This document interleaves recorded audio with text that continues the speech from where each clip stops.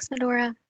Hi, guys, I'm Olivia, and if this is your first session, nice to meet you. If not, you're probably getting sick of me introducing myself, but key reason being that these do get recorded and you can use them as a resource down the road, and very beneficial tool for all of the sessions within the series and the session itself.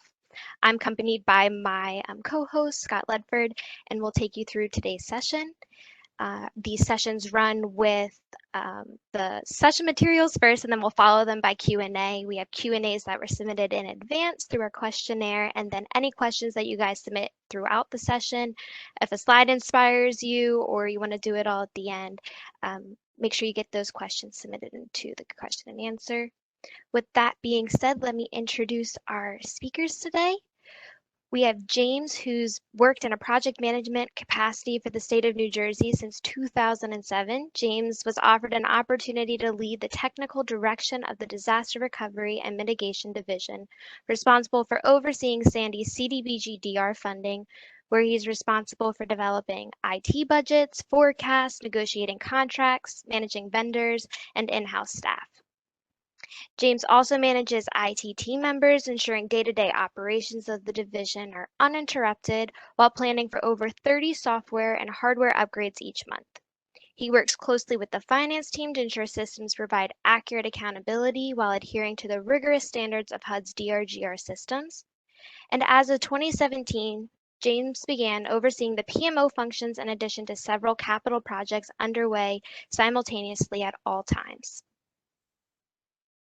Hi again, everybody. This is Scott Ledford, and I have the pleasure of introducing Sam today. Sam has worked in state government his whole professional career. Beginning in 2010, he worked at the governor's office in a variety of roles. In 2014, Sam moved over to the New Jersey Department of Community Affairs. Since that time, he has held several leadership roles at the department, including his current role as the director of the Disaster Recovery and Mitigation Division. In this capacity, he manages day-to-day operations of all Sandy recovery activities, as well as several other pre-disaster mitigation efforts. Without further ado, we'll hand it over to James to start the presentation. Thank you, Olivia and Scott. First off, I'd like to thank you guys, along with HUD, for bringing us all together. Sessions like these really help us all come together and understand the challenges that are sometimes unique to our circumstances, but also chances are we share the majority of the issues that we're going to be discussing here today. So again, thank you for the opportunity for bringing us together here. So hopefully that slide did change. Okay, so today we're going to be focusing on three main groups of topics. First of which is going to be priorities, next of which is flexibility, and followed by key elements that you're going to be building over time. To do priorities, it's important to realize that everybody has bottlenecks. It doesn't matter how many resources you end up throwing at the problem, how much money you throw at the problem, you're never going to be able to accomplish everything that needs to be done in the time that it needs to be done, especially in the unique circumstances surrounding disaster recovery, where there's a great deal of upfront effort associated with getting the money out the door, while simultaneously building the controls in place to ensure that the money isn't going to the wrong people. How do you go about mitigating that? Effectively having a wherewithal of the organization as a whole, and trying to stay ahead of critical components across all of the programs that your funding and your program is going to be overseeing. Similar to the next one here, staying ahead of program execution. What does this mean? Basically identifying the bottlenecks within your system, where if you don't have them developed in time, somebody else is going to be doing something that they shouldn't be doing, or the program as a whole comes to a screeching halt. Again, you need to have wherewithal of every program that's being run and what those bottlenecks are going to be for your specific program. Finally, be willing to push back on requests. Some of this is just basic project management. Specifically here, you're going to get requests sometimes 5, 6, 7 times a day from various people that are requesting things that are important to them, and there's no argument that they are important to them, and sure, they are potentially feasible to the organization as a whole, but at the end of the day, you're going to need to start making priorities about disappointing some people, and in some cases, some fairly high up people in the food chain, to make sure that the systems are continuously staying ahead of the organizational need. Building flexibly. This has a variety of different meanings depending on your organization and circumstance.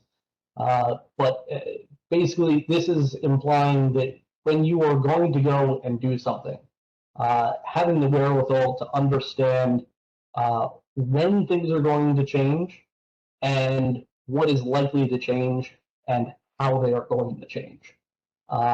First item we got here is thinking big picture. Again, thinking across the entire organization. Who are the players? How often have the players changed? Or are the people that you're talking to able to make the final decision when you need a decision made? Or is it likely to, again, change as additional people get brought on board? Building flexibly serves two main objectives. It allows you to change the system quickly, and it's also very expensive if you find that you have frequent changes that are required. An example of this is we recently introduced a new type of calculator to our system for grant awards. This calculator is completely database driven. The calculations are database driven behind the scenes. So when we need to introduce an element to the calculator or revise a version of the calculator, it can be done in a matter of minutes. It reflects it all over reports and on the user interface. Where before this new version of the calculator was rolled out, we would be taking 3 and 4 weeks to revise the calculator, and we had to consider how each of those changes to the calculator will not just impact new awards going forward, but also how they impacted previous awards that are already out there. Because if you told somebody they're going to be entitled to a certain amount of money, and you're changing an element of the calculator, that doesn't necessarily mean that you can go back and change an agreement that's already in writing and signed. Other factors to consider here, just long story short, building flexibly is not always right. It does cost more and it does take longer. So there are times when the right solution is to just put a field in the system or to develop a report at its face value and just move on to the next task. So over the next several slides here, what we're going to be talking about is effectively a roadmap on how you build a system for disaster recovery. Honestly, this is something I wish I would have had when I started working here, and hopefully this benefits some of you as well. So we're going to start off on day 1. This is effectively the day that you have access to funding. People are still sorting themselves out. They're figuring out what everybody's going to be doing. While they're doing that, you have an opportunity to get the systems in a good position. That's going to start off by identifying infrastructure and identifying the root system that you're going to use. My recommendation is VPN-based software. We use OpenText for our system Sirens. Also, that you're going to be hosting more than likely in a virtual cloud. If you do so, my recommendation is to go with a FedRAMP partner. It's a federal co-op of hundreds of vendors out there, including some very well-known companies that have been vetted by the government for sanctioning or for holding United States data in various levels of security. Following that is resources, figuring out who it is that you're going to talk to and who is able to make the decisions that you're going to need to have made very quickly. And lastly, hiring contractors or finding the resources necessary to actually do the building. Lastly here, this entire concept and really the way the industry as a whole is going is agile development. And for those of you who are not familiar with the term, agile system development implies that at any point in time, you are effectively doing 4 different things. You are planning 2 months out so that you can identify what the priorities are and giving those stakeholders a heads up that their request is going to be coming up so they can start thinking through it. You're going to be building a design document and holding jab sessions with the stakeholders for the next month's development. You're going to be doing development in the current month effectively, and then you're going to be doing quality assurance and training and ultimately the release the last month there. So you're basically doing 120 days worth of work at any given point in time throughout the entire life cycle of a system. But don't let that scare you. That just basically means that you have the ability to be flexible and move as the organization is changing quickly. Very first month, so now we have a system, we have it hosted somewhere, we've got the people and the resources necessary to actually get things started. So your first objective is going to be grant intake. And that basically means you need to have, reach out to the community, to your constituents, figure out who is interested in working with you in your program, and you're going to be doing that by a web-based application where you're going to receive attachments, and again, your SMEs or your subject matter experts are going to have to know what those are. But more than anything else, you need to make sure that that first application you're going to develop is flexible. No matter how good folks think that they are, there are going to be changes to that application from the day that everybody says that they know what they want to the day that you're actually done with the program. You're probably going to go through 4, 5, 6 variants of that application over time. So as you build that, make sure it's flexible. Financial, make sure that you have your integration with banks. However that payment process is going to work for you, it's going to be different for each individual or each organization, but make sure you have that connection. And finally, accounts payable here. So the objective is all financial transactions associated with this grant should be filtering through your system. It is a way to hold accountability and ensure that all of the expenditures that ultimately you're going to be doing transparency reporting on, QPR reporting on, ensures that it's all together in the same place. And then finally, reporting, you're going to need to figure out how much money you're spending. So a basic level of reporting at this point in time is pretty important. Moving on to the second month here. Again, we're going to continue working with our programs. First item here is going to be starting the business workflows. So think about it from the perspective of you now have applications. What do you do with the applications? Well, you need to review them. You need to screen them for eligibility. You need to screen them for DOB. And ultimately, your objective is to establish an award. There's obviously things that go along with that award. You're welcome to build that out as well. Identifying grant status so that you can start saying how many of those applications have you reviewed and ultimately deemed to move on to the next step, or those that need to effectively be rejected. Staff roles, fairly self-explanatory, who's doing what, when, and grant award calculations, as I discussed earlier. This can be very simple or it can be very complex. It depends on how your grant is structured. But just, again, this is another example of something that will be changing very frequently, and you need to make sure that is built flexibly, not just for the future, but also to accommodate current awards. And then finally on this slide, we have financials. So we have a way of making payments now. We have a way of actually getting the cash out the door. Now we need activities. And you're going to set them up depending on your grant. In our case, we use DRGR as our conduit for HUD. You may use something else, but you're going to establish those activities both in that originating system, and those activities should be replicated here in the system. Additionally, each of those activities should have budgets. So now you have said, here's the buckets that I'm going to be spending the money in, and here's the maximum amount of money that we are going to allow to be spent within each of those. over the next 3 months at this point, and your organization may change, your priorities at this point may start to shift, and you'll see as I move on here, the timelines get a little looser. Within the next 6 months here, you're going to continue to build out that business workflow case, ultimately resulting in the ability to actually make payments to those homeowners. Before, we had talked about the ability to make payments out of the system. Those are going to be a little different than what we're talking about here. These payments are going to now be specific to the grant. So you worked in the last, up to the last 3 months here in establishing a grant award. Let's say it's $100,000 to a specific homeowner that you're going to do some repair work on their home. You need to be able to establish that as an obligation and then to make individual payments against that obligation.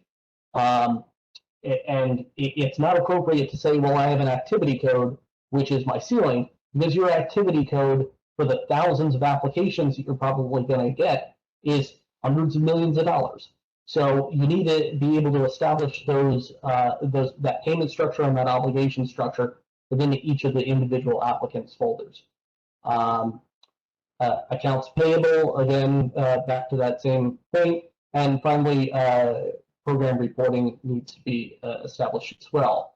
On the financial end, you need to be able to establish effectively the hierarchy of your grant management.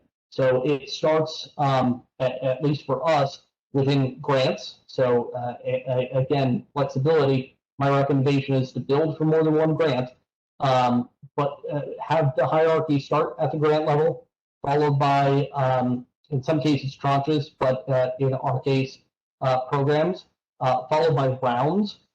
If you have rounds, not all grantees have rounds, so if you don't worry about it. But if you do, you've got your rounds, and then you finally have your individual activities. Again, your activities now slide within those programs. And followed by that, we have QPRs. At this point in time, you're going to be expected to start reporting up on QPRs. Your system has all the expenditures. Make sure you can pull them out and adequately associate them with the individual activities. Okay, first year wrap up here. Again, everybody's going to be a little different. Effectively, what you're going to be doing is cleaning up the program. You're going to be finishing your workflows. It's a good opportunity for you to now go back to all your stakeholders and the managers that are doing individual work. Have conversations with them. You may have assumed that a single workflow stage encompassed a certain type of activity, but once they actually started doing it, they realized that there's bifurcation within that individual activity or workflow step. It's a good opportunity for you to take that single workflow step and break it into several different workflow steps if necessary. Adding validations and restrictions. Again, if somebody's going to fill something in or supposed to fill something in or add an attachment, make sure that's actually getting done before they're able to move on in the workflow. Grant revisions. I can't tell you how many times I've heard that a grant won't change or can't change or shouldn't change. And then just a handful of days after the first one is actually awarded, the first change is there and ready. So from a systems perspective, be prepared to deal with it, have a plan to deal with it. Whether you actually build it proactively or not is going to be a decision for you and your management team. Reporting, again, we'll focus on data cleanup, make sure that all the fields are filled out correctly, dashboard transparency, and finishing effectively the QPR metric end of reporting. Anticipate technical monitoring and assistance and being able to record that in your system. And then within financials, you may choose to refine even further your financial expenditures. In our case, we have things called object codes and general ledgers, GLs. Your organization and your payment structure may be a little different. And then finally, forecasting. As we all know, anytime that you have an action plan amendment, a revised forecast is necessary to be sent out. Now we really get into the fun. So now we're out of the fire.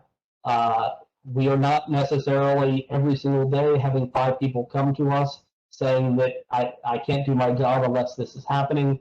This is now the opportunity you have to look back at the system and to really start building efficiencies into your organization and integrating them into the system. So this is integrated financial systems. What is that?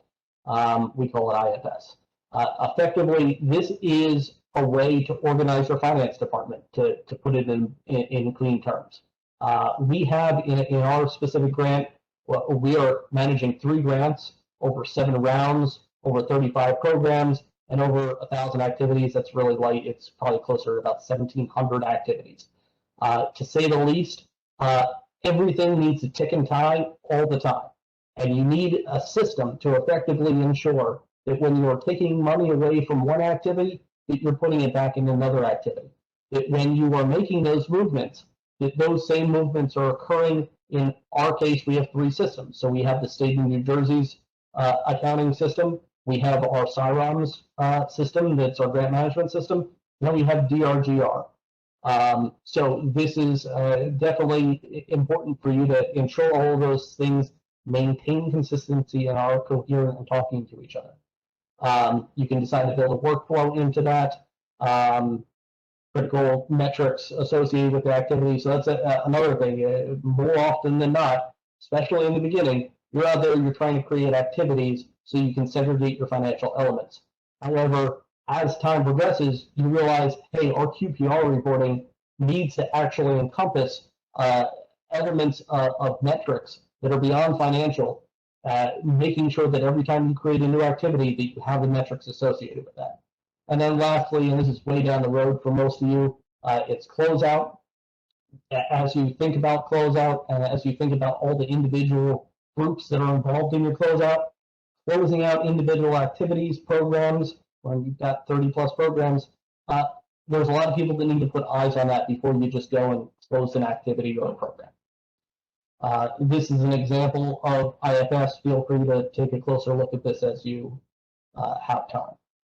QPR management, and I won't spend too much time on this, but effectively this is saying over the course of our grant, we have processed over 10,000 QPR, we call them folders.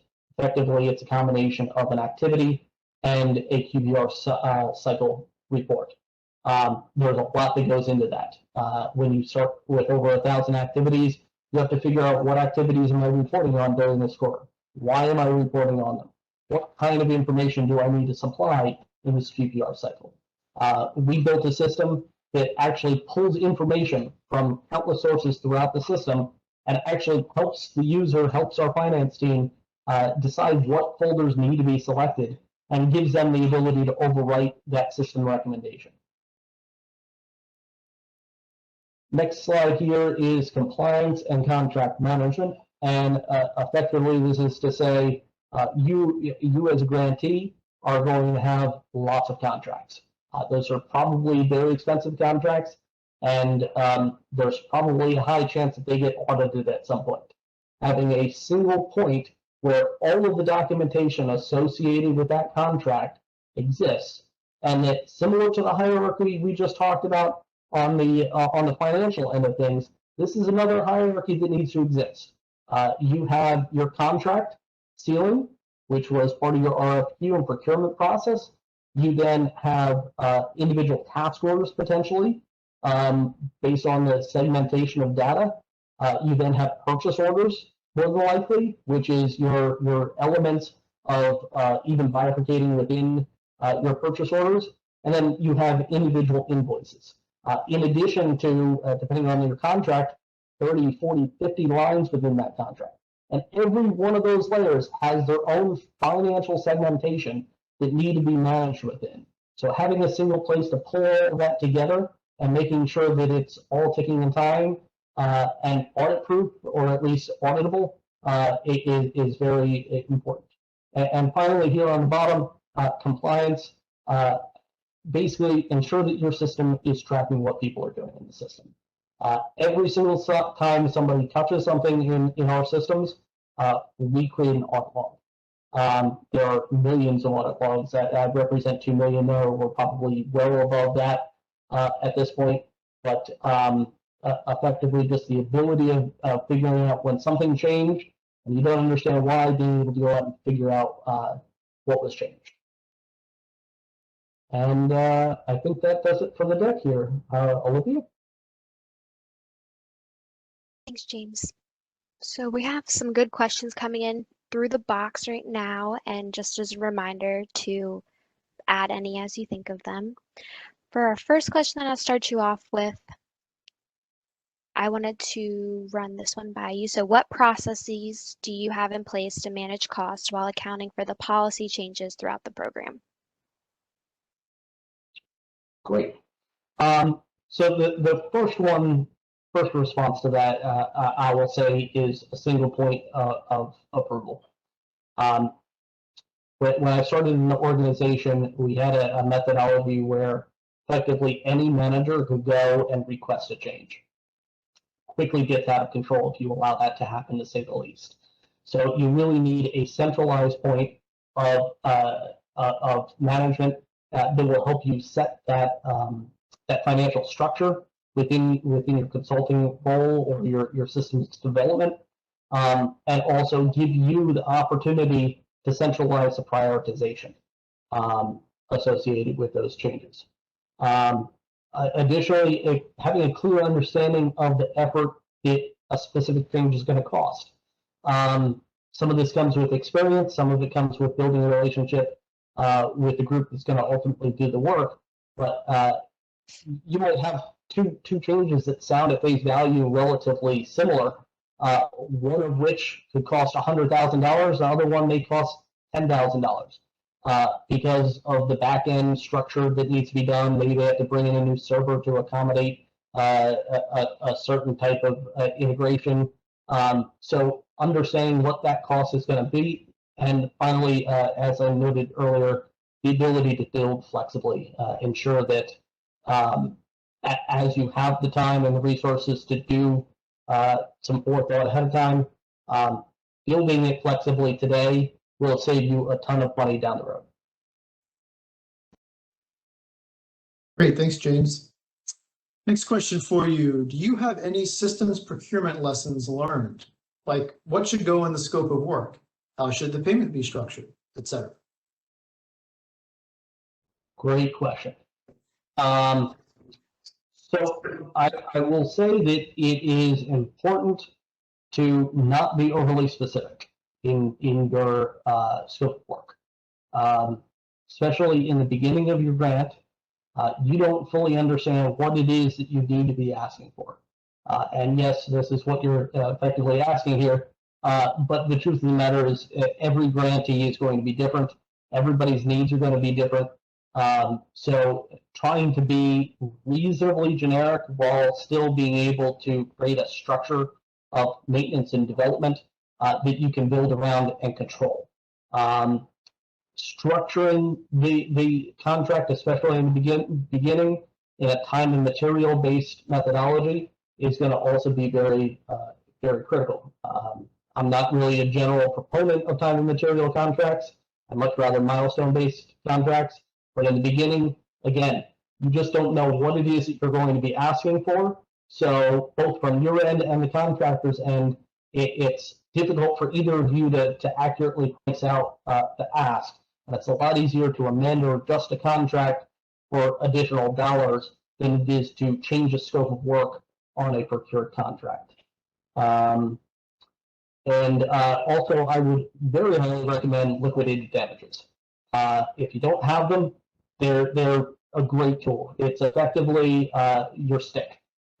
If you build your liquidated damages correctly and you take the time and think about what kinds of things that you need your contractor to do, the timelines you need them to do them in, your liquidated damages is a way for you to control the activities of your contractor without having to jump to the very large step of saying that the contractor is breaching the contract. So it's a good middle ground. And finally, for folks, you're welcome to look at the contract that we have for Sirens. It's available publicly on New Jersey Start. If you search under open contracts, you can look for Sirens. You'll see what was out there as our request for proposal and the way it was structured. So resources available to you as a public document there. To kind of build on that a little bit more, why did you decide to build Sirens to account for multiple grants? Great. So effectively, the answer in my case is relatively simple. It was we had an additional grant that was a small piece of the larger grant that we were doing. In our case, it was NDR. The structure of the grant was almost identical to our primary CDBG-DR grant. And so as such, and the way it needed to be managed, it allowed us to build that hierarchy that we were talking about earlier, and effectively just adding another layer onto that hierarchy so that it could build out its own structure. And then also, it depends on the cost of your system. Ultimately, we took a lot of time and effort to build a comprehensive end-to-end system that's going to accommodate all aspects of grant management. So it's important that we take that value and effectively amortize it over the course of the next 20, 30, 40 years as we have future disasters, rather than just looking at it as a single point in time expense and then redo it again next time. How do you ensure you get a system that is right-sized for your needs and not paying for features that you do not need? Great. Decide basically on how to integrate your systems and your staff. So understand for your specific organization, where does that line lie? In our organization, systems are effectively an SOP for staff. If you know nothing about our program and nothing about what you're supposed to do, our systems are guide rails by which you cannot proceed through the grant process or through a payment process without ensuring that checks and balances have been met before you proceed. Other grantees may decide that they like their internal process and the flexibility of having a less validated system. Really, it's going to be up to you and your organization. Additionally, I would say modularity is key. As you build components into your system, by building them in a modular fashion, it allows you to have pieces that you can plug in and ultimately remove when they're no longer necessary and archive. So it allows you, as your grant lifecycle continues, to parse down the size of that system, the servers that are required to support it, and ultimately still be left with that core matrix of a system which has in perpetuity the ability to support your grant and future grants down the road. Great. Has there been any DR specific features you found yourself needing that the traditional accounting systems didn't have? For example, modules, or that could be an example. It doesn't have to be the exact example. So DR specific would definitely be QBR. The ability to identify your expenditures, identify where you've met national objectives, and reporting out on them. I would really say that the most unique element of disaster recovery versus all other grant management systems that I've built is just, quite frankly, the time. You have an absurdly compressed timeline, and there are people just constantly, not necessarily on your back, but across your organization's back, in public, in news broadcasts about how money isn't being spent, yada yada yada. Effectively, that partially lands on you as a system designer and developer to make sure that your systems are not standing in the way of allowing that to happen.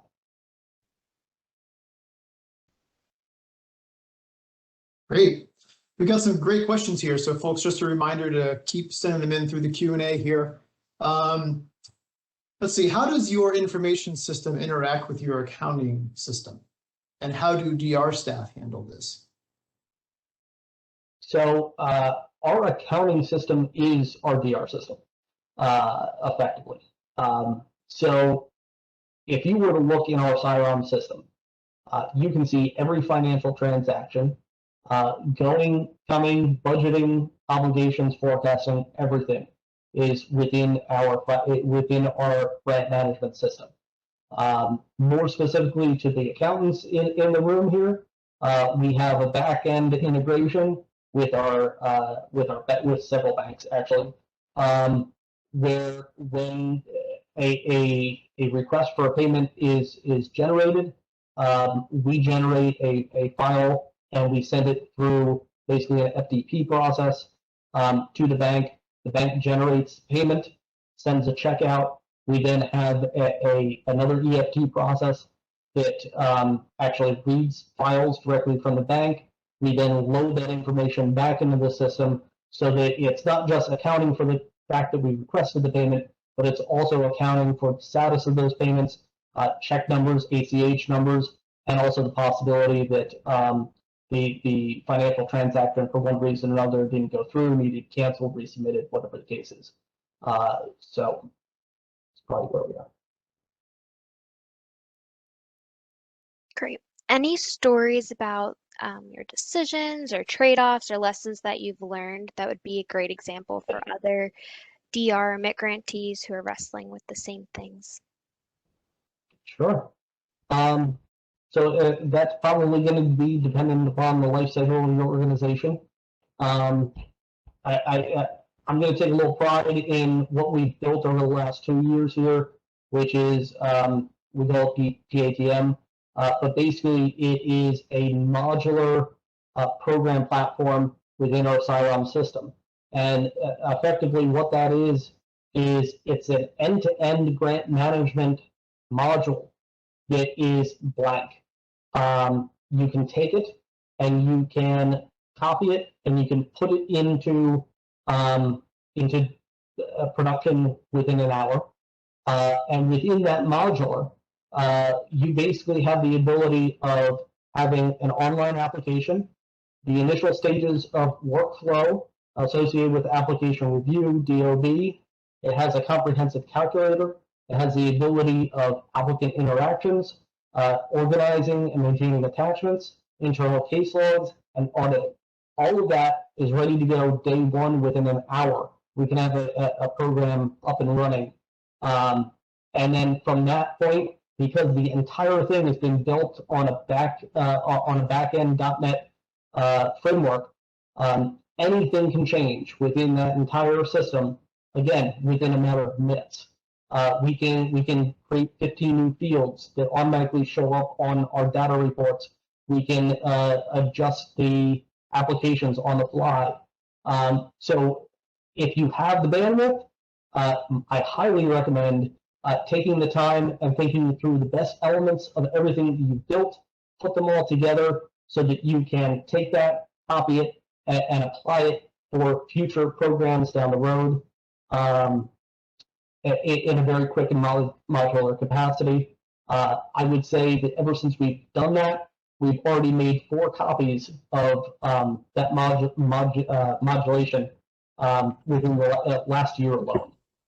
So it's become very helpful and it saved us a lot of money. And if I could just add, to that as well, from an overall management perspective and not from the IT perspective or technology perspective, I think the system that we have has done a couple of things that I think are very important for us. One being, we've beaten back audits from the OIG. We've held up under tough scrutiny from CPD monitoring, our own internal state legislature auditing. The system has been really a big component of the success that we've had in fending off those auditors. And I think, if without the solution, I think there would have been some significant findings that the state may have faced because of our inability to show information in a comprehensive way, whether it's to the OIG or any other agency. The other thing that I think is important that, the life cycle of DR, for some grantees is not permanent. I know that there's, jurisdictions, around the country that, just are perpetually in this life cycle. But for others, and maybe New Jersey is in that group where, we don't get struck with a Sandy type disaster every 3 years. And so, the staff needs to right size every so often, and that means attrition, that means reductions of staff personnel.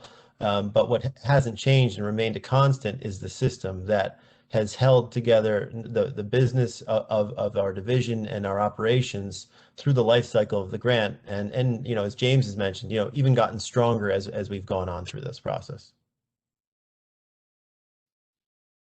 Great, thanks for that addition, Sam. So the next question probably hit on this a little bit, but just if there's anything you want to clarify in here. What program and financial metrics do you have in place, and what software tools are utilized for this process? I would probably refer you back to probably several of the slides that we have here. The one that comes to mind the most is our Integrated Financial Management, or IFS, system, which pulls all of those elements together into a single uniform data point.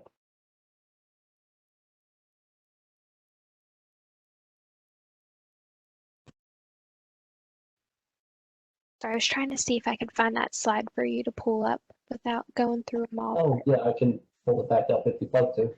I think it's here, slide 16, right?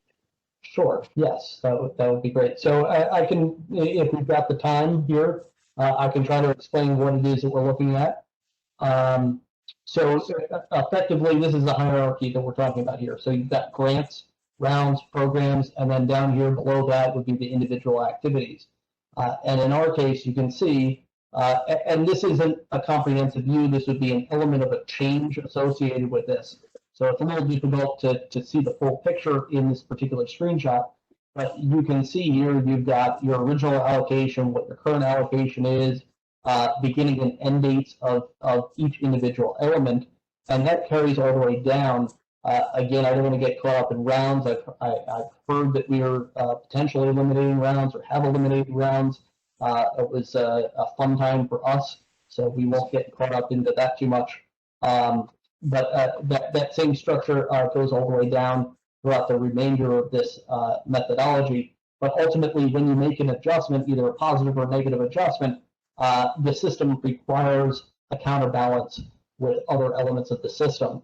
And only if you were to go up to the very highest level and say, I am going to reduce the grant as a whole, would it allow you to make an offsetting adjustment that wasn't counteracted somewhere else.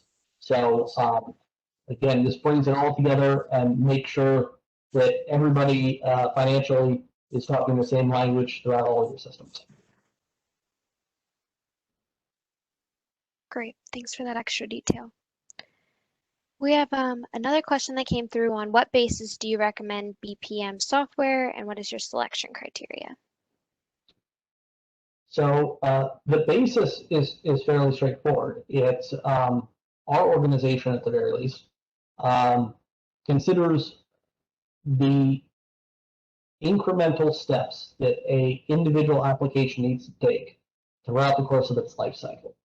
So starts with a pre-application, then the application, and multiple layers of review, eligibility, DOB, yada, yada, yada. In our primary program called REM, we have over 100 individual workflow stages associated with a single application. BPM is just, quite frankly, designed to be able to take that application and be able to hand it off to individuals throughout that workflow.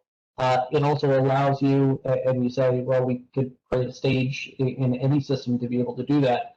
The problem is being able to develop those layers within that workflow step that basically says, hey, we're in construction, but while in construction, we're doing an amendment. But while doing an amendment, we're also updating another data point. So there's potentially 3 different layers at play of a workflow, and depending on the reporting requirements, you still need to represent that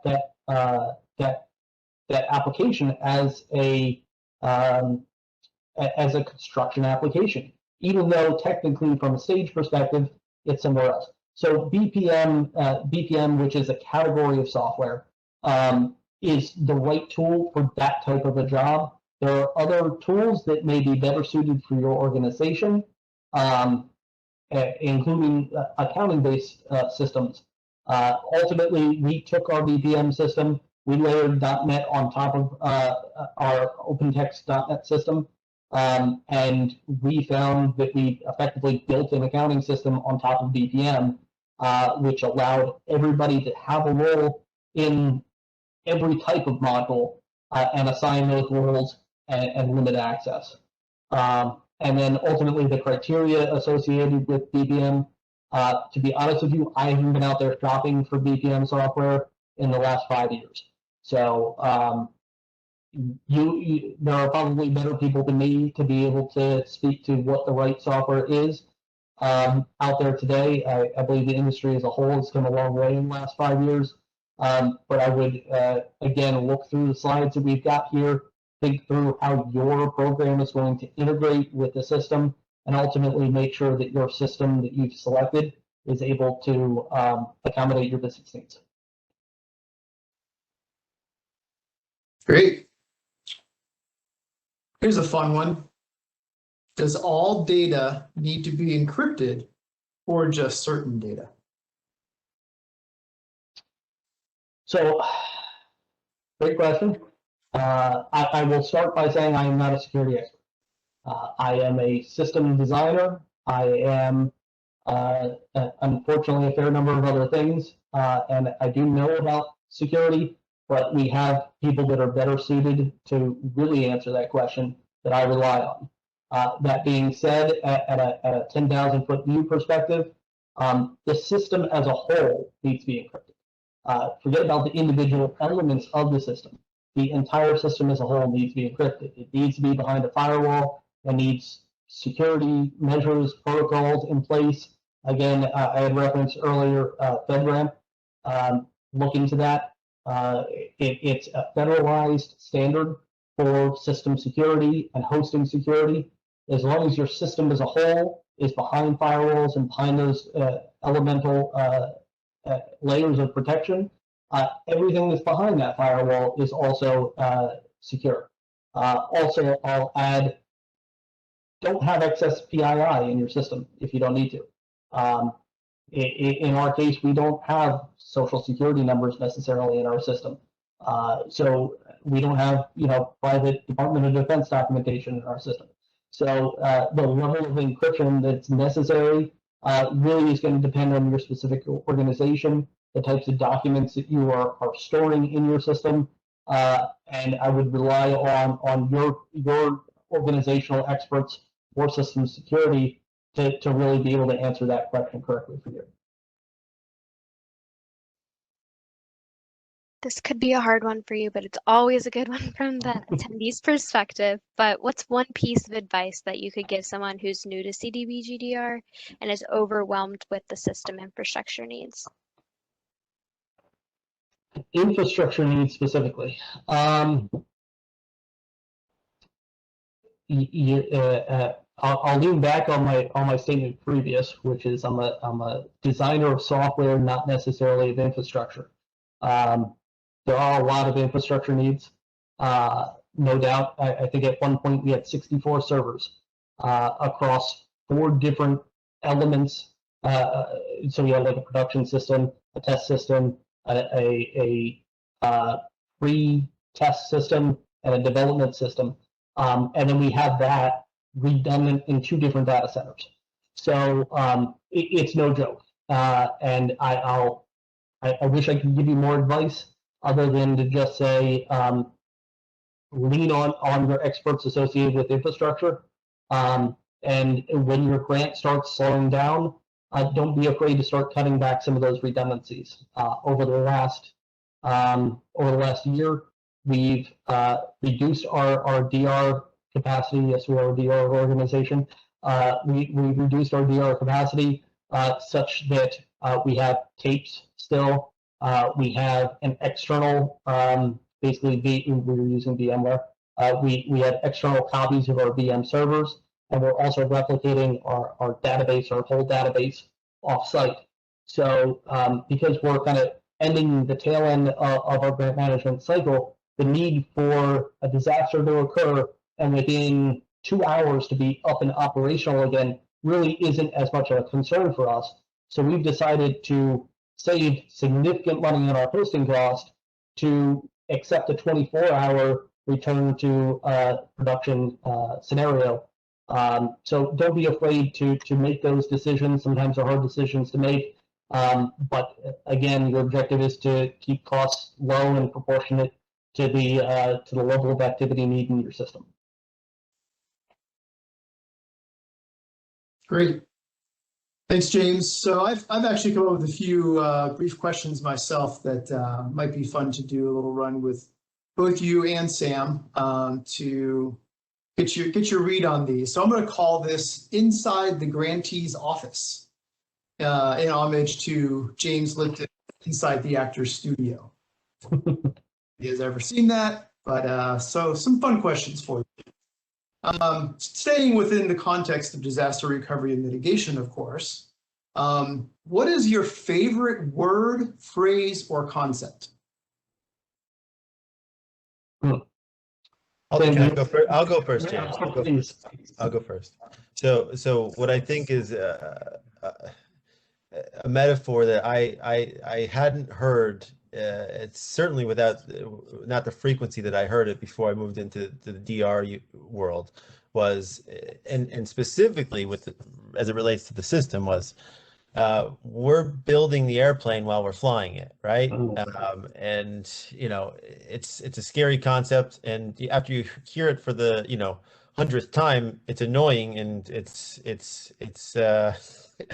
just not fun to hear because it is what it is. I mean, you don't have both wings, and you're up in the air, and you've got all of these different forces, and call it turbulence, just pulling you in all sorts of different directions. But yet, the system was nimble enough for us, and what we did across DR to really respond to those, different policies, different political forces. It was looking back on it, it's actually a very fitting description. I think Sam's going to get the gold star for his phrase. I wish I would have thought about that, but no, that's absolutely the best phrase that we could possibly use, and it's absolutely true. What came to mind for me is return on investment. Basically, trying to say, are we going to spend $1 today and get $1 worth of goods, or are we going to spend $2 today and over the course of the next 10 years get $100 worth of goods? Just trying to kind of keep that proportionality in mind with every decision that you're making, and figuring out is it worth it to spend that money in the system today, or are there more cost-effective alternatives to spending that dollar? All right, great answers. And you may have answered this one already. Is there a word, phrase, or concept you would be perfectly happy to never hear again?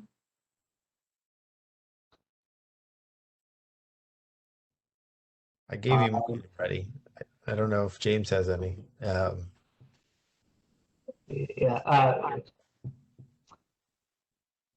What comes to mind is probably we don't have the money to do that.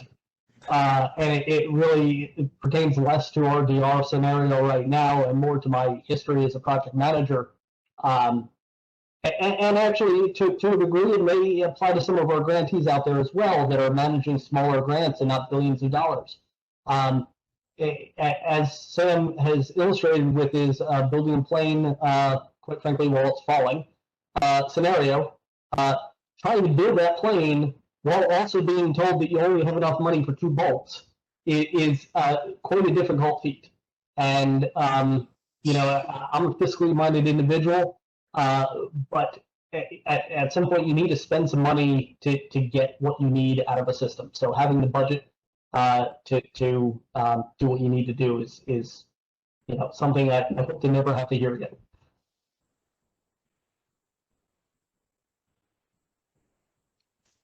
Sam, anything you want to add on that? Well, I mean, we're talking about, not relative to any systems facet of recovery or DR. I mean, there's lots of things. I never want to hear OIG again. I never want to hear. I never want to hear CPD monitoring. Although I do love my friends at HUD, but those meetings are not always enjoyable outside of the personal interactions.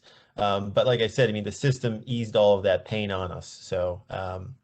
That's probably the most painful part of everything that we've gone through is just trying to run a recovery as well as we can, while also trying to respond to people's questions and audits. And so that facet of the recovery is not something that I enjoyed nor ever want to think about again. But who knows? Maybe I have another audit coming my way, right? Scott, I actually just thought of another one to tie in with what Sam was just saying here, and that's a phrase of it's a double-edged sword. As you think about building systems and the auditability of the systems, creating that transparency can be both a blessing and a curse.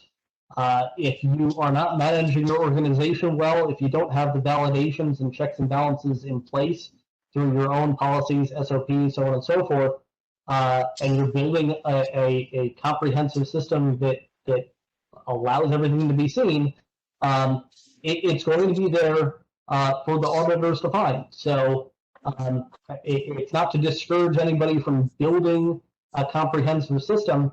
It's just make sure that when you're doing that don't entirely lean on your systems. You also have to continue managing the process and the people throughout that. Great. All right. Well, Olivia, I've probably consumed enough time on those. So we want to get to the resources. Yes, we do. So for resources, let's move through these. We have our typical DR and MIT pages located on the HUD Exchange. And then throughout this entire presentation, we have so many great, wonderful examples that you guys can reference throughout.